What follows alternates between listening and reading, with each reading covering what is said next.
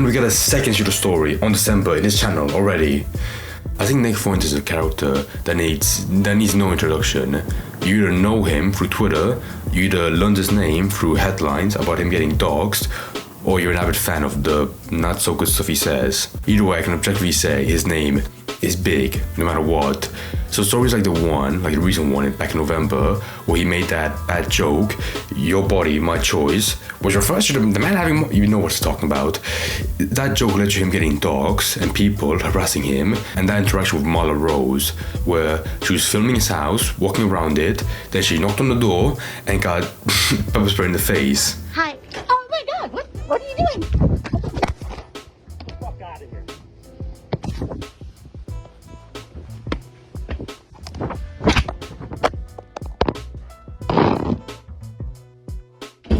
That was a pretty funny story, because then after that you had the subsequent details of him getting charged and the police board cam video.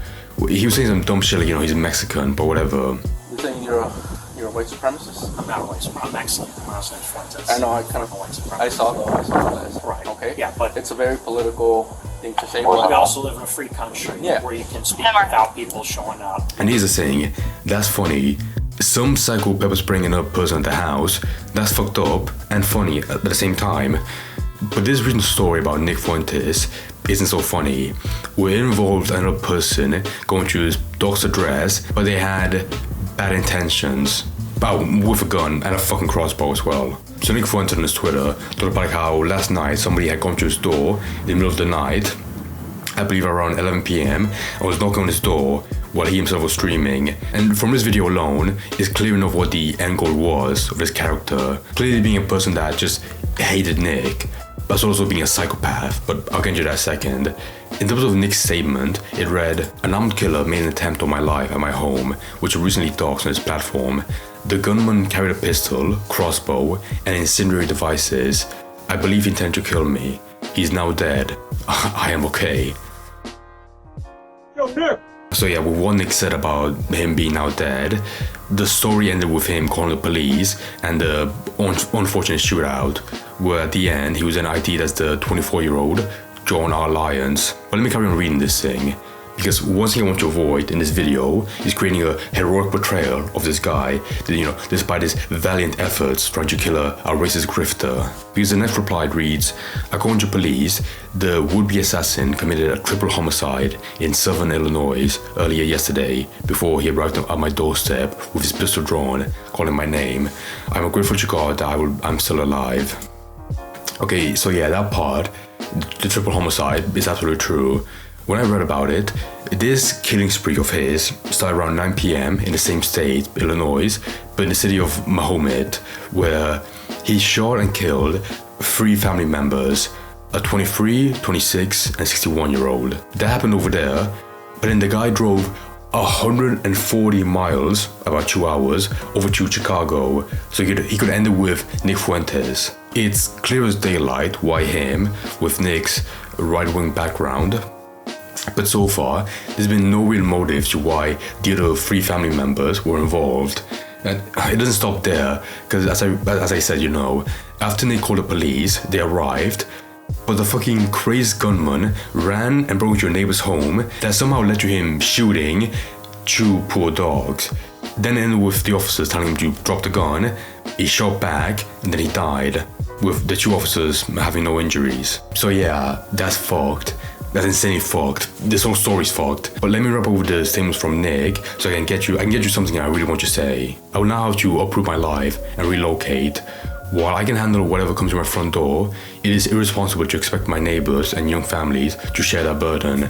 In the meantime, I will have to contract 24-hour security to protect myself and my property. And then the last one, if anybody would like to contribute to defray the cost, $13,000 a week of private security and rebuilding my studio, here's the donation link. I can only accept crypto because I am banned from banking services and CC processing. Thank you. So yeah, honestly, after that whole thing, I think it's rational to move out, because you can't risk that happening ever again. And I'm not sure about the financial optics of him hiring security, because as he said, from what he quoted, $13,000 a week. I think even a well-off streamer would struggle with that amount. not to mention as well his less than optional donation method with crypto instead of anything else. Okay, let me get to this third part, because it's shocking to me how we've had two stories, the Luigi Mangione guy and this one, where people were throwing their hands in the sky that someone attempted this. Of course, this is the one where they were sad because it didn't end with a bullet between Nick's eyes. And by the way, I look like an absolute scumbag talking about this with a fucking Christmas hat on, but I don't care, because I'm bewildered by the amount of people that get happy when someone tries something like this, because they ignore the possibility of what could and did happen, where the police get involved and someone dies. I don't want to say that I'm glad that he did. I don't ever wish I should be taking conclusion in any story. But when you hear about how he killed 3 family members and 2 dogs, it's hard for me to join the common consensus that there was a great plan gone wrong. And I hate having to repeat this disclaimer every single fucking time I talk about a story involving a not so great figure like him. But I'm not standing on Nick's side. I'm not sending him super chats telling him to fight for free America. I just think it's blind and dangerous for people to clap for this fallen hero, because they always ignore the dangerous side of how this could have ended. Not to mention this guy being an absolute psycho. Like suddenly in the eyes of some people, they will absolve him of triple homicide simply because it was going to be a quadruple one, where that piece of shit Nick was going to be added on top of that body pile. Technically, if he also got shot, that would have been 3 dogs put down. So yeah, please do not praise someone for a psychotic stunt on the sole basis that, it was gonna happen to a person you dislike. Because not only is that complete anarchy, but also because, it will lead you to stuff like this, where it goes wrong and ends horribly. Like, everyone wants each and every shooting to be like Gary Plausch, where it ends with 1 shot. But that's probably like 1 in 100, where it ends like this story today, as well as just like not getting the actual guy. So what's the fucking point in the first place when it went for nothing? God.